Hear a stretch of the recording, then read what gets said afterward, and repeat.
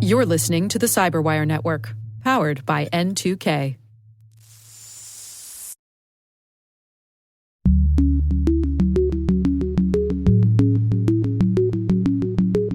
So data sovereignty, right, is this concept that, for a long time we thought of the digital world as a world without borders. And actually what we're seeing now is national borders are starting to mean something again, even in the digital world. Hello, everyone, and welcome to Caveat, the CyberWire's privacy, surveillance, law, and policy podcast. I'm Dave Bittner, and joining me is my co-host, Ben Yellen, from the University of Maryland Center for Health and Homeland Security. Hi, Ben. Hello, Dave. Today, Ben has the story of a raid on an independent journalist who leaked unaired clips from Fox News. I've got the story of a D.C. court ruling that AI-generated content is not eligible for copyright protection. And later in the show, my conversation with George Zihanis of Archive 360. We're talking about what happens when information could be housed anywhere in the world. While this show covers legal topics and Ben is a lawyer, the views expressed do not constitute legal advice. For official legal advice on any of the topics we cover, please contact your attorney.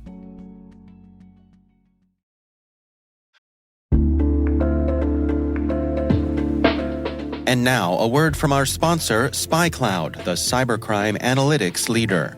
SpyCloud disrupts cybercrime by telling you what criminals know about your business and your customers, so you can take action to prevent ransomware, session hijacking, account takeover, and online fraud. SpyCloud constantly recaptures and analyzes new data from the criminal underground, including credentials, session cookies, and PII siphoned from malware-infected devices. With knowledge of the specific exposed data criminals have in hand from InfoStealer malware on managed and unmanaged devices, security teams can respond with a more efficient and effective process called post-infection remediation that fits seamlessly into existing incident response frameworks. Get SpyCloud's post-infection remediation guide outlining the 7 steps for preventing a malware infection from becoming a full-blown ransomware incident. Visit spycloud.com/cyberwire. That's spycloud.com/cyberwire. And we thank SpyCloud for sponsoring our show.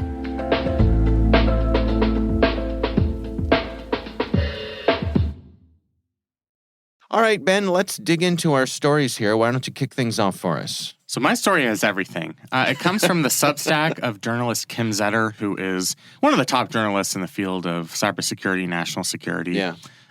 We certainly have learned a lot from her work over the years. Sure. And I was actually alerted to the story on LinkedIn. I've had people, fans of the show, perhaps, start just tagging me on these types of stories. Nice. So please continue to do that. It makes it so that it's less work for me to find articles. So thanks everybody for that. So this is about a guy named Tim Burke who got in trouble with Florida law enforcement because he leaked unaired clips of Fox News, specifically the Tucker Carlson show. So Tucker Carlson, of course, no longer with Fox News, but the relevant material was leaked in 2022. Okay. Basically what happened is Tucker Carlson did an interview with Ye, the artist previously known as Kanye West. Okay. And he presented the interview as this guy is a normal guy. He deserves to be listened to. But it turns out there are a bunch of unaired clips that didn't make it into the segment where Ye is acting like a maniac and saying things that are wild and anti-Semitic. Oh. So somehow, and we'll get into this, this journalist, Tim Burke, got access to these unaired portions and leaked them to Vice News. Vice News published them. Mm-hmm. And Florida law enforcement started an investigation into Burke for violating the Computer Fraud and Abuse Act, the anti-hacking statute. And they raided Tim Burke's home and took a bunch of his equipment. So it was one of those middle-of-the-night raids.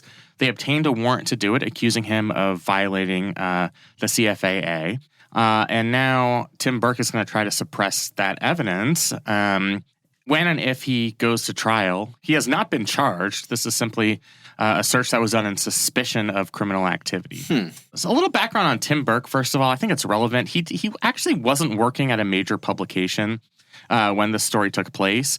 He wasn't really working at any publication. So there's kind of the question, if we have special federal protections for journalists where there's kind of a heightened standard for targeting journalists. Was he a journalist in these circumstances? I think he argues, and other digital rights advocates have argued persuasively that, of course, he's a journalist. Anybody who's doing this type of investigative work and who is making news by talking to sources, et cetera, whether they're working for an actual publication, they are a journalist, and they deserve those protections. Right. Tim Burke was actually the guy who co-wrote the story. This is more than 10 years ago now, on Monty Teo, the football player's alleged fake girlfriend, which was like one of the most crazy, interesting, wild pieces of journalism I've probably seen in my lifetime. So he's a very like my girlfriend lives in Canada kind of story, or yeah. I mean, I'm not familiar with it. Basically, there was this. I mean, we can go on a little tangent here because it's so interesting. Quickly, but basically, this guy had claimed that his grandmother and his girlfriend had died within the same football season. It became a national story. Oh, his grandmother actually had died.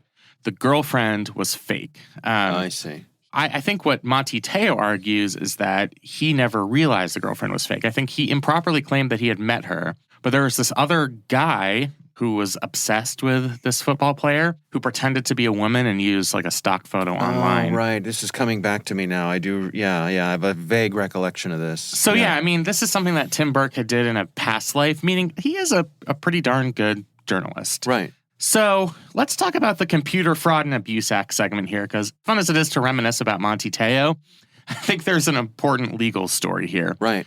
The question is whether Burke violated the CFAA. And if you remember from the Van Buren case that we've talked about, exceeding authorized access requires you to be somewhere where you're not allowed to be. It is this gate up, gate down approach. If you breach that gate, that's a violation of the statute. Burke says he doesn't remember how he obtained the information that he ended up sending to Vice News.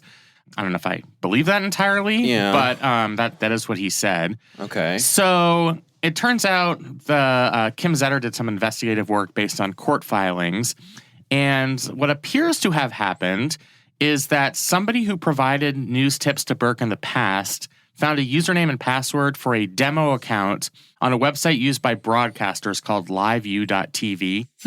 So this website provides transmission services to TV and radio broadcasters and others so that they can send live feeds from the field into production offices. Okay. So that used to kind of be done by satellite. This is a way so that you don't have to do it by satellite. Right.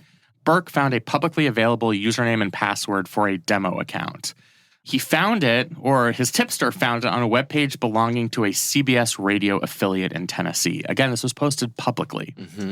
So to me, there's no hacking here. There's no unauthorized access. There's no exceeding authorized access. Because it's a demo account. It's a demo account. Right. And he didn't hack anything to get that username and password to that demo account. It was publicly available on a website. This is journalism. Right. This is somebody searching the internet to find a resource, a source. Let me ask you this. So let me interrupt and Sure. say, suppose you walk out of the studio here today and you inadvertently leave behind a scrap of paper that has your username and password for your email. If I log on to your email using that scrap of paper that you left behind, my understanding is that would be a violation of the Computer Fraud and Abuse Act, because I am not authorized to access your email account. That is correct. Now, there's a very important distinction, and this gets into the legalese here, which I know is kind of annoying, but it's about whether a reasonable person would think that that information was that somebody was trying to keep that information private. Okay. So you discovering my password, a reasonable person would believe that I was trying to conceal that it was an accident, that I accidentally left it in your office. Right. And so that would be a violation of the statute. Same thing of like in the physical world, if I leave my front door unlocked, that doesn't mean that someone can waltz into my house. Exactly. Right. So we're using a reasonable person standard, meaning we have to look kind of objectively what would a reasonable person think under similar circumstances. Okay. If I saw a login to a demo account on a public website, this is maybe a tough question. I wouldn't think that website was trying to shut me out from being able to access it. No, of course not. Especially because they are publishing demo accounts. Now, it's unclear why the CBS affiliate in Tennessee was posting a demo account login information for this service. But they did, and there's no indication that LiveU.tv is trying to keep its feeds private. Mm-hmm. I just don't think that's necessarily a standard practice of theirs. They probably want people to have access to demo accounts so that people purchase their services. So I think that's very relevant here. And that's what distinguishes it from, oops, I left my password behind. You have access to it. You didn't break down the gate to that password. Mm-hmm. It's still a violation of the statute because a reasonable person would know, it's a username and password. It's something I would want to keep as private. Right. So the CFAA violation or potential violation was the entire reason for this raid by law enforcement. And even though Burke has not yet been charged with a crime, I think certainly you could argue that his civil liberties were violated. They confiscated a bunch of his recording equipment, all different types of stuff that he would need to practice journalism. And that certainly violates the spirit of the federal laws that protect journalists from these types of First Amendment violations. So it's just a really interesting multi-layered story. And I'm hoping that law enforcement, whether they decline to file charges or if this happens in court, that the Van Buren interpretation of the CFAA holds, and that this was not an instance of exceeding authorized access, and therefore Burke should not be punished under the law. We've had a couple of stories, along this same vein recently. We had the one with the small town newspaper that got raided, I don't know, last week or the week before. Yeah, we did that story last week. That was really the hook here for Kim Zetter is everybody's paying attention to that story. This story out of Florida is quite similar. It's still a law enforcement attack, search and seizure of a journalist. What does it take to tamp down on this? In other words, I presume law enforcement, I guess folks at Fox News probably complained to law enforcement, made their case. Law enforcement had to convince a judge for the raid, right? They did. And Fox News sent a cease and desist to Vice and to another media resource who was planning to publish some of this material. So they got their legal department on top of it.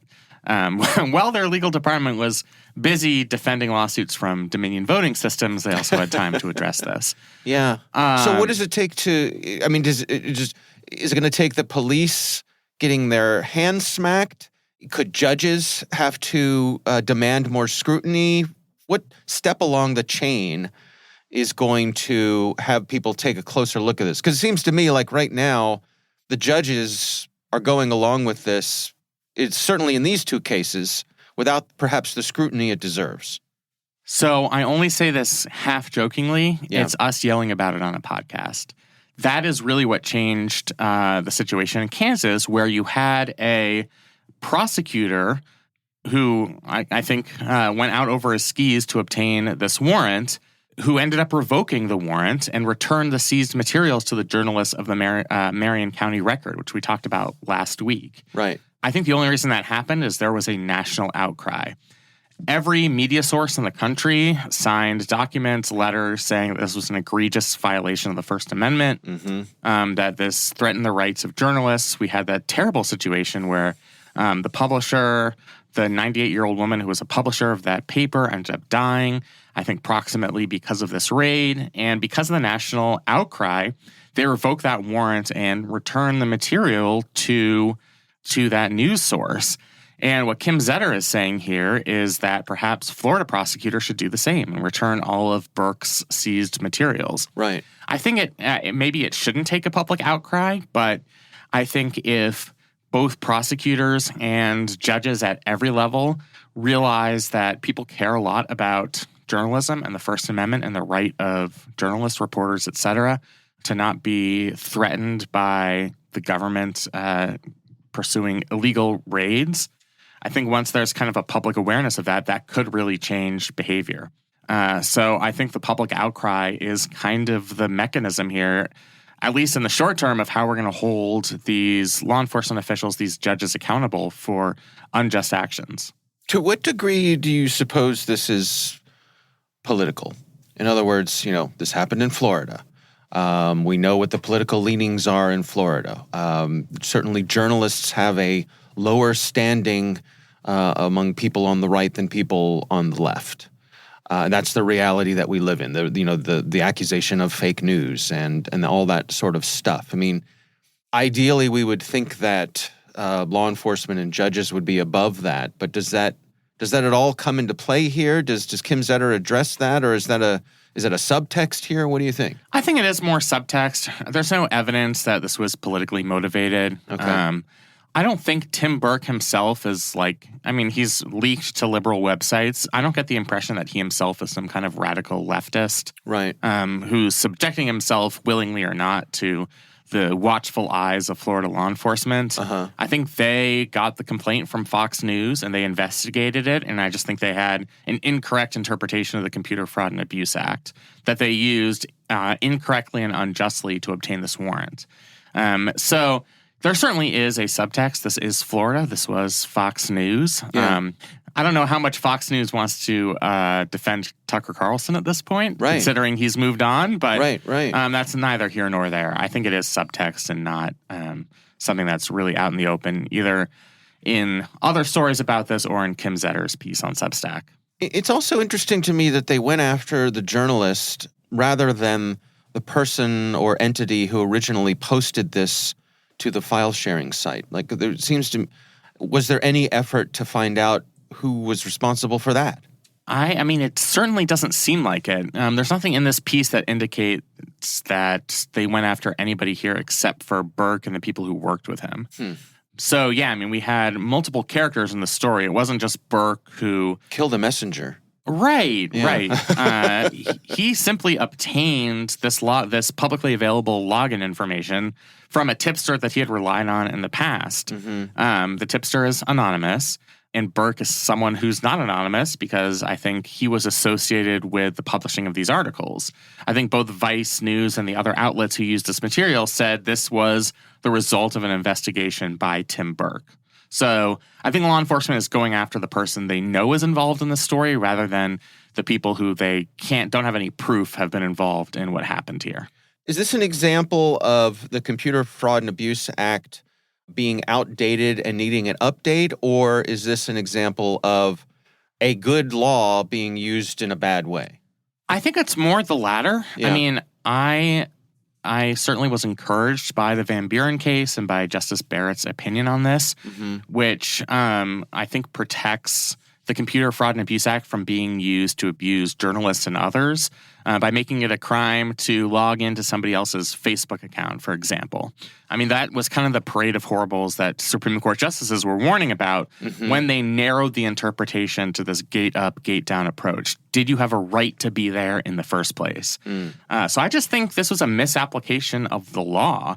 The way our legal system works is that if this ever were to come to trial, I think a good attorney for Mr. Burke and the court would have to look at that Van Buren decision and realize that this instance wasn't in the spirit of that decision. Yeah. So I do think this is an example of just misapplying the relevant law. Certainly, any changes to these types of statutes, we're talking about a computer fraud statute from the 1980s, they could always use updating. Right. When you have a statute that's as old as I am, you know that it's getting old and gray and bigger and balder. So, you need to kind of update it to comply with modern times. But yeah. I think this is less of a story of the statute itself and more just a misapplication of it. Okay. Well, we will have a link to this story in the show notes, and I'll just reemphasize here that, in my opinion, anything that Kim Zetter writes is worth your time. In fact, she's one of a handful of newsletters that I pay to subscribe to because I really find her stuff high value and definitely worth checking out. So we'll have a link to that in the show notes. My story this week comes from Bloomberg Law. And this is about a D.C. court ruling that says that AI-generated art lacks copyright protection, which I suppose, Ben, means it's in the public domain. Yeah, it is. We can use it. We can sell it. Yeah. We can make a fortune off this AI-generated art. You know, I have to say, AI-generated art has kind of impressed me so far. Mm-hmm. I'm following a Twitter account that's based on, or an X account, if you will, right. that is AI-based. It's somebody who puts Donald Trump in, like, famous historical photos.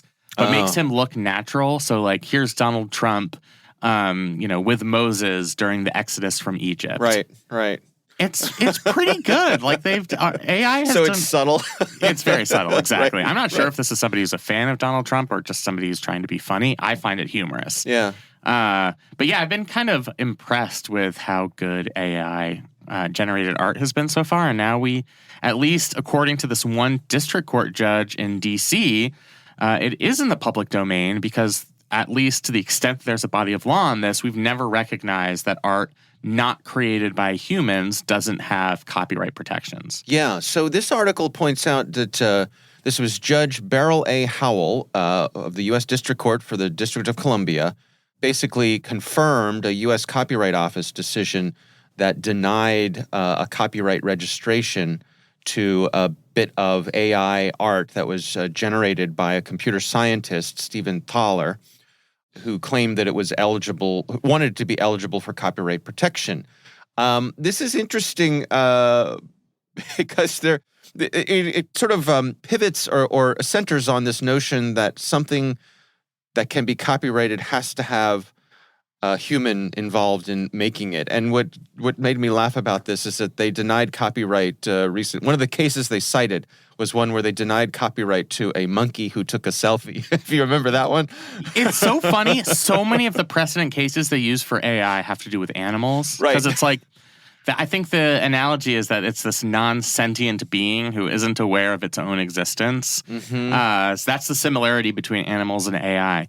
What's kind of funny about this is I think the guy who brought this lawsuit, Thaler. Yeah.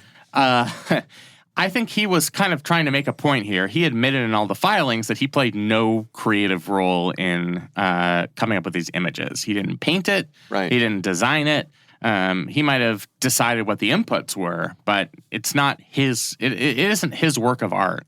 And I think we have to keep a watchful eye for future cases where that isn't clear. Maybe an artist designed something and incorporated AI to augment that design or to put it in a certain style. I think that's where it's going to get complicated and where you're going to have a new body of case law under the Federal Copyright Act. But I think this case was just not the one where it was going to happen because you have a plaintiff who's admitting, I'm thinking of that online meme with that old guy saying he admitted. I think he's just admitting here that he played no role in the creation of this work. Yeah. They do point out that earlier this year, the Copyright Office did grant limited copyright registration for an AI-assisted graphic novel, which I think is interesting because it seems inevitable to me that where this is going to go is at some point it's going to be a matter of degrees, right? Like if I have an AI-generated background in my piece of art, and I paste a smiley face in the middle of it, is that now copyrightable? Because your added creation was the smiley face. Right. Yeah, I think it's going to become a line drawing exercise. And maybe we're going to get some legal standard where it's like whether a reasonable person would think that this is created by a human being or through artificial intelligence. Mm-hmm. I don't know exactly what that standard's going to be, but I think you're right that we are going to have to draw the line somewhere. Maybe it's going to be, was the majority of that artwork designed by a human being? Right, more than 49%. Yeah, and like, how are you going to get a jury to determine that or a judge to determine that? It's really murky. I mean, I just think this is such a new area of the law that we don't really have a reliable body of law to draw from here. Certainly, Congress or state legislatures could get involved. I'm not holding my breath as it comes to Congress. Right. But state legislatures could define what counts as AI-generated material for copyright purposes. That would be the best way to do this, is to kind of develop some positive law around this. But until then, I mean, I think judges are just going to have to kind of do some guesswork and figure out, is this actually a creative work done by a human being? Mm-hmm. Or is this the equivalent of a monkey taking a selfie? So I have a couple of questions here, a couple of scenarios. So could I copyright the prompt that I use to generate the AI image? See, I think you'd have a much better case doing that because that's your creation. The art itself isn't your creation, but presumably you developed that prompt. You developed the input. So I think you might have a copyright interest in that. Okay. I'm trying to think of what like a metaphor for that would be in the physical world. You putting in some type of music software, play these chords, these piano chords. Right. You still would have been the creative genius behind it, not the system that ended up spitting out those chords. So I think perhaps you would have a copyright interest in it. Well, that leads perfectly into my next question, which is, what about kind of the inverse of this? So my son has been sending me AI-created songs that are sung in the voice of Frank Sinatra, okay? So someone took Frank Sinatra's voice and they trained an AI on it, and they've been having this AI-generated voice of Frank Sinatra sing popular songs, right? Songs that came out way after Frank Sinatra passed away. Frank Sinatra singing Beyonce or something. Exactly. So could the fact that these are AI created protect from copyright holders coming, or the descendants of Frank Sinatra who want to protect his interest, right? Could the fact that it's AI created protect someone from people coming after them? Yeah, I mean, it kind of blows your mind a little bit, does it? Because you have two creative works here. You have the song itself that they're drawing off of, which certainly there are copyright protections attached to that. Right. I don't think there's any question there. And then you have the voice. Frank Sinatra's voice is a very distinct, specific thing. Yeah. So I'm not sure, especially if you were to be making money and selling this music based off his voice, then I think you're using his creative outlet, his voice, which to me seems like it also would be a copyright violation. So again, we don't have any sort of guiding law on this because it's so new. But my instinct would be that there are kind of two sets of copyright protections at play there. The drafter of the original song and then the voice itself. Couldn't I say it's parody? If it were parody, you could say it's parody. Right. But I mean, couldn't I just say that the notion of Frank Sinatra singing a Beyonce song is so absurd as to be parody? Yeah, I mean, that would probably be your best argument in that circumstance. Yeah. It would be like kind of what Weird Al does. Right. Yeah. Exactly. And in that sense, maybe it would be protected. But let's say you were genuinely trying to have Frank Sinatra sing Beyonce songs because you thought it was beautiful, and you tried to produce an album based on that. Then I think you'd run into copyright problems, even though it was AI generated. You're using, in my mind, two copyrighted works, the song itself and Frank Sinatra's beautiful New York voice. But does copyright cover the sound of someone's voice? I mean, if I'm a Frank Sinatra impersonator, how good can I be before I get in trouble? Yeah, I mean, what's different about AI is it's trained on his actual voice, so it's not somebody imitating it. But so I'd be trained on his actual voice.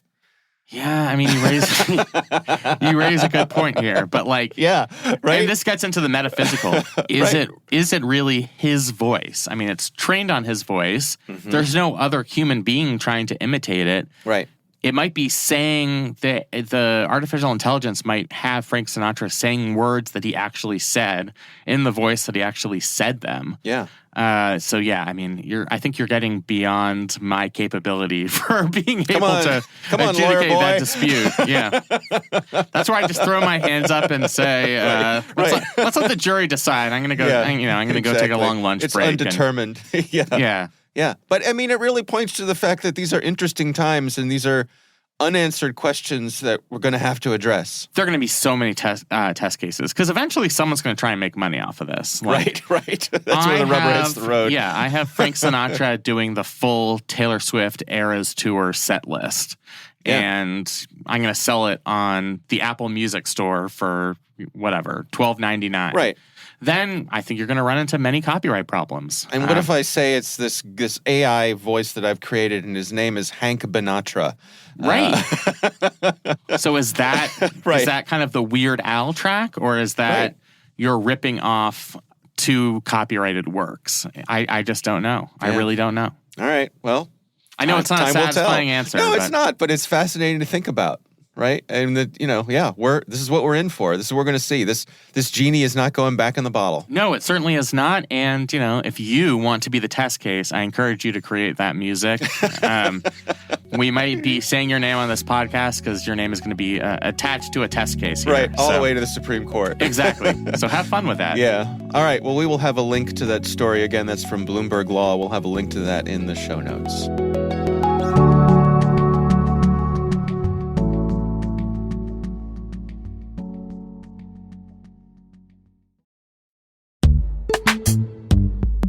This episode is brought to you by Palo Alto Networks, the leader in cybersecurity. As AI-driven attacks increase, organizations can't afford to have network security that's stuck in the past.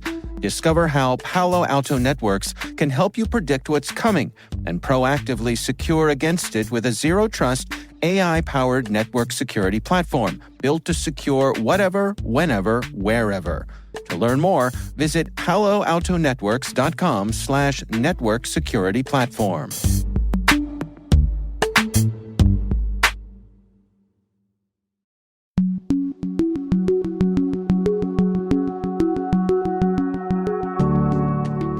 Ben, I recently had the pleasure of speaking with George Zahanis. He's from an organization called Archive 360. And we're talking about where your data is stored and the degree to which that matters. Really a fascinating topic. Here's my conversation with George Zahanis. So data sovereignty, right, is this concept that, for a long time we thought of the digital world as a world without borders. And actually what we're seeing now is national borders are starting to mean something again, even in the digital world. Probably started, if you had to put a point on it, when the U.S. passed the Cloud Act, which codified something that was happening in the court system here in the U.S., where the DOJ was trying to compel Microsoft in that case to produce information on a foreign national where the data was held in a foreign data center, but under the custody or control of Microsoft. And that was working its way through the court system when the U.S. basically said that, the U.S. can compel anybody who has custody or control of information, even if it's in a foreign jurisdiction, to provide it back to the DOJ. And that was pretty much enough for a whole bunch of countries globally to think about sovereignty of their data. So given that, where do we find ourselves with different nations approaching this? Right. And so one of the ways I've tried to explain this and when we work with our customers is think about it not from a national security perspective anymore, but a national interest perspective. So this isn't really just focused on highly secret national security related information. We're talking about things really around the national interest. So maybe information and systems that are associated with an infrastructure, energy sector, the financial services sector, or the privacy associated with the citizens of that nation state. You see this happening across Europe. You see this in countries like Germany and France. You see this happening in the Middle East. So the Kingdom of Saudi Arabia, Dubai. You see this obviously in Asia and China. And here in the U.S., a broader introduction of a concept called confidential, unclassified information has been introduced by the U.S. government as well. And what does that mean? Can you define that term for us? Right. So all of these states that are introducing some concept around the sovereignty of data are establishing a scheme, a data classification scheme that says this series of information and this classification of information is subject to some sort of either restriction around national boundaries or how that information has to be protected and secured within a set of systems. And so these, again, are fairly broad classes of information that could pertain to designs of infrastructure. They could pertain to the critical market and financial services related information that's moving. This could be data that pertains to government programs that it's not classified, but still is something that the U.S. wants to make sure and these other jurisdictions want to make sure are protected. Now, what about for cloud providers or for folks who provide backup services? I could see the benefit of having your data distributed, not just different data centers around a nation, but around the world. Does this come into conflict with their needs? It does, and it's actually very interesting because some of these laws are taking the form now, not just, and this is why I say look at it from a national interest perspective and not just a security perspective. Mm-hmm. A number of these countries are taking the position that not only does that information have to stay within the borders of that jurisdiction, but that the custody and control of this information must be not managed within that country and by nationals of that country. France has done this and Germany has done this. So in France, they're proposing that no entity with a foreign ownership structure, basically, or with foreign actors can really manage these environments for about 600 companies. France has effectively established a government-approved cloud for this type of information that would be managed by T-Systems, which is a part, obviously, of a German company. If you look at how the Middle East is trying to deal with this, those states might not be large enough on their own to justify a cloud provider to come in. So they're investing and basically giving the cloud providers an investment to come and provide these great services and these great technologies in country. But again, that's a way for them to make sure that that information stays in country with a level of control because they're making these investments and having effectively a joint venture. Yeah, I think that notion of national interest versus national security is really fascinating and a really sharp observation. I think that's a really interesting way to look at things. It's a great insight. Thanks. So for organizations who are concerned with this, what sort of questions should you be asking your providers? Well, I think the first thing you really want to start asking yourself, right, as a customer is, what if any of this is subject to, what if any of the information that I'm working with is potentially subject to a data sovereignty requirement, right? Or if here in the U.S., if you're working for the U.S. government or you're a contractor with U.S. government, what types of information might be subject to this CUI classification? And that's the first step, right? Because you kind of have to understand that. And the second piece is, if I'm using cloud providers, do I have an option to put certain classes of information in different jurisdictions? Now, many of the large cloud providers have already started to do this, and they were doing this even before, some of this became a real hot topic. So the large cloud providers have instances of cloud in many of these different jurisdictions. And because of what we see around data sovereignty, there are more of those in country, if you will, or in region deployments going on. So your service providers and your cloud providers, you need to make sure that you're able to take that application, that workload, whatever it is, and get it into the right data center, if you will, from those cloud providers, and make sure that that's happening. Does encryption come into play here at all? I mean, does it make a difference? Is it okay to store something in another nation if we presume they're not going to be able to access it?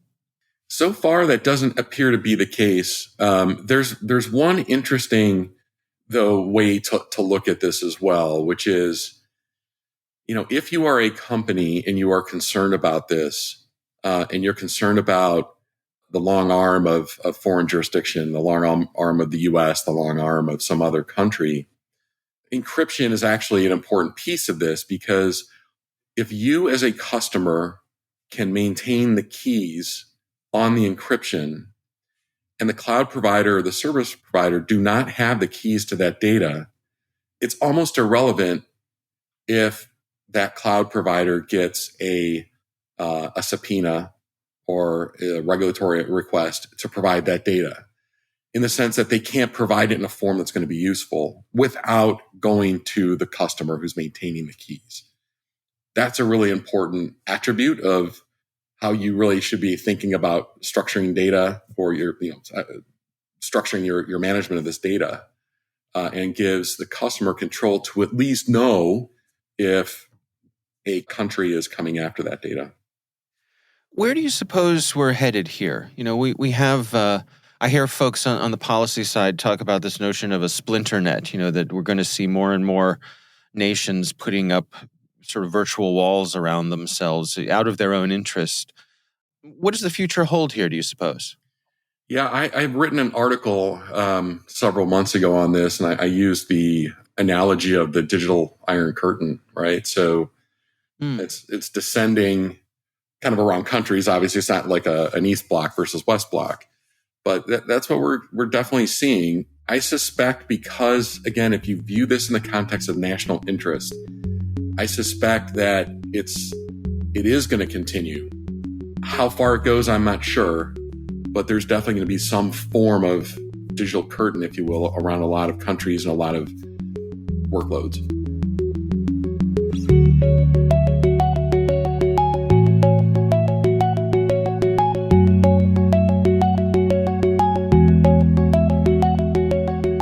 Ben, what do you think? It was a really interesting conversation. I love this notion of data sovereignty, that it's not national security necessarily, but it's just in the national interest to protect our own data sovereignty. I think we've seen that reflected, maybe it's not national sovereignty, but with the European Union trying to protect their data from the U.S. surveillance state. And that's been the cause for the Schrems cases and the need to keep renegotiating these data sharing agreements. So that's where our surveillance laws really come into play in a really fascinating way. Yeah. All right. Well, again, our thanks to George Zahanis from Archive 360 for joining us. We do appreciate him taking the time.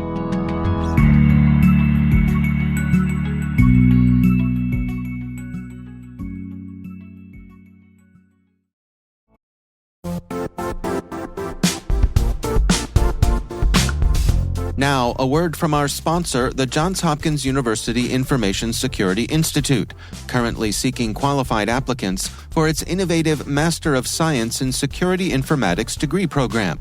Study alongside world-class interdisciplinary experts and gain unparalleled educational, research, and professional experience in information security and assurance. Interested U.S. citizens should consider the National Science Foundation's CyberCore Scholarship for Service program, which covers tuition and a $6,000 annual professional development allowance, as well as providing a $37,000 additional annual stipend.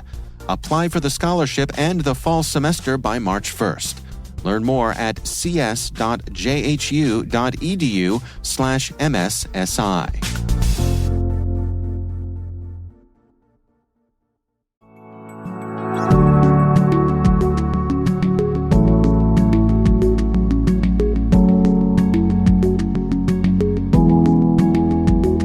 That is our show. We want to thank all of you for listening. N2K Strategic Workforce Intelligence optimizes the value of your biggest investment, your people.